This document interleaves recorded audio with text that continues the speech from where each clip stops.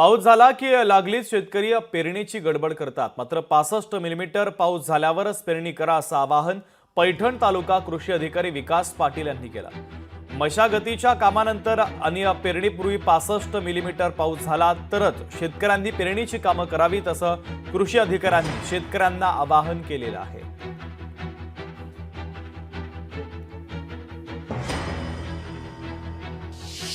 चालू वर्षी 19,279 हेक्टरवर पेरणीसाठी कृषी विभाग सज्ज असून त्यासाठी खरीपासाठी मोठ्या प्रमाणावर कापसाचं क्षेत्र हे कमी होऊन ते क्षेत्र सोयाबीन आणि तुरीकडे डायव्हर्ट होणार आहे।